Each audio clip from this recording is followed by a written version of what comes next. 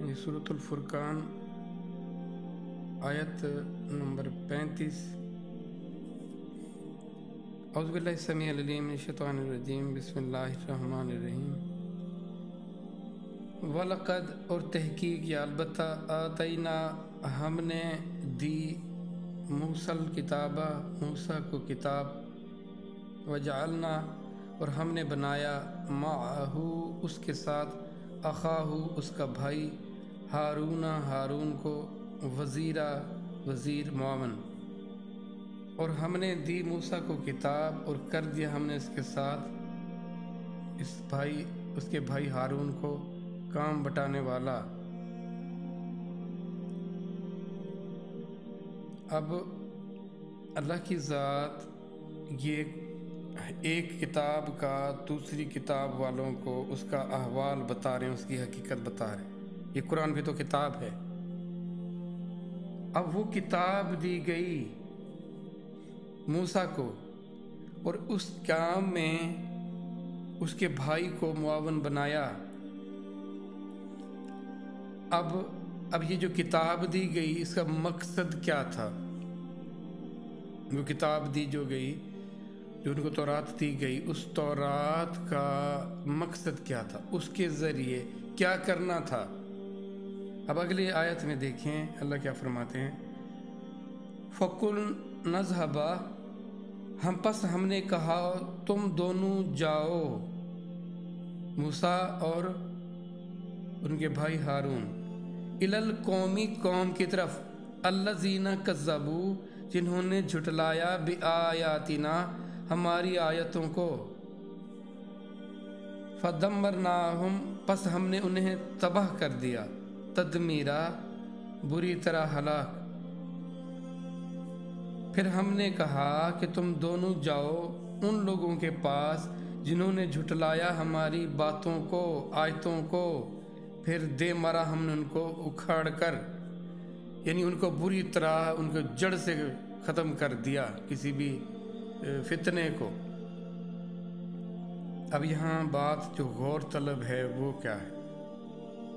بہت ساری باتوں میں جو ایک بات جو سب سے زیادہ غور طلب ہے وہ یہ ہے کہ کتاب کا ایک مقصد ہوتا ہے۔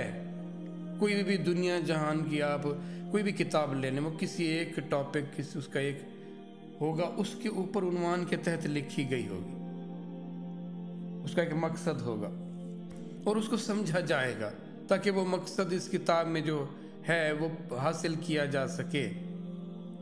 اب یہاں پر مقصد تھا اللہ کی یاد کو جو بھلا دیا گیا تھا، اللہ کی کبریائی، اللہ کی جو عظمت تھی، جو حقیقت تھی، اس کو جو بھلایا گیا تھا، اس کا علاج کرنا تھا۔ اب یہ اللہ کی آیتیں کیا ہیں؟ یہ تو کنفرم ہے نا، یہ اللہ کی جو کتاب ہوتی ہے، جو اس کی باتیں ہوتی ہیں، وہ آیتیں ہوتی ہیں، اور وہ حقیقت کی طرف آگہی دلا رہی ہوتی ہیں۔ باقی جو ارد گرد یہ دنیا جہان میں ذرہ ذرہ اللہ کی آیت ہے، یہ یاد رکھیے گا۔ اب ہوتا کیا ہے جب ان آیتوں کو انسان بھلا دیتا ہے، ان کی طرف دھیان نہیں دیتا، ان کی حقیقت سے خود کو غافل کر دیتا ہے، تو پھر دوسری آیتیں پیش کی جاتی ہیں۔ وہ آیتیں بھی اور یہ آیتیں ساری مل کر اللہ کی طرف انسان کو بلاتی ہیں، اس حقیقت کی طرف اس کو بلاتی ہیں۔ اب ہم دیکھیں جس طرح ہم باقی چیزوں پر غور کرتے ہیں تو قرآن پر غور کیوں نہیں کرتے؟ قرآن اللہ کے ان احکامات کو ہم کیوں نہیں سمجھتے؟ اگر انہوں نے تورات کو اہمیت نہیں دی تو پھر کیا ہوا ان کا حل؟ یا ان کو جو دی جا رہی ہے تورات کہ آپ جاؤ اور جا کر انہیں احساس دلاؤ، یہ اللہ کی آیات کو بھولے ہوئے ہیں، یہ ان چیزوں کو اللہ سے منسوب نہیں کر رہے، یہ آپس میں ایک دوسرے سے منسوب کرنے لگ گئے ہیں، یہ انہوں نے بھلا دیا اس حقیقت کو۔ پھر ہوا کیا؟ اس معاشرے کا دیکھیں اس کے اندر کیسے فتنہ اور فساد برپا ہو گیا، اور کیسے وہ خدائی کے دعوے دار بن گئے۔ تو اگر ہم اللہ کی آیتوں پر غور نہیں کریں گے، ان کو نہیں جانیں گے، مانیں گے، تو پھر ہمارا حال بھی ان سے برا ہوگا، جو کم نہیں ہوگا۔ کیونکہ اللہ دیکھیں پھر ان کے ساتھ کیا کیا گیا، ان کو کیسے تباہ و برباد کیا گیا؟ جو اللہ کی آیتوں کو بھلاتے ہیں، جو ان سے جھٹلاتے ہیں ان کو، دیکھیں یہ اللہ، جو چیز اللہ کی ہے میں دعوے دار ہو جاؤں گی یہ میری ہے، پھر کیا ہوگا؟ جو ساری عظمت، جو کبریائی اللہ کی ہے، جو کام اللہ کے ہیں، اس کو میں اللہ کے حوالے سے دیکھوں ہی نہ، پھر ظاہر فساد تو برپا ہوگا، گڑبڑ تو ہوگی۔ تو اللہ کی آیتوں کا انکار، اب اللہ کہتے ہیں میری آیت باتوں کو غور کرو، سمجھو، کیا کیا ہم نے؟ پھر ایک ایک چیز، للہ ما فی السماوات و ما فی الارض، جو کچھ بھی ہے زمین و سب کا سب اللہ کا ہے، کیا ہم نے اس کو اللہ کے حوالے سے دیکھا؟ اس کی ملکیت کو اللہ کی ملکیت جانا؟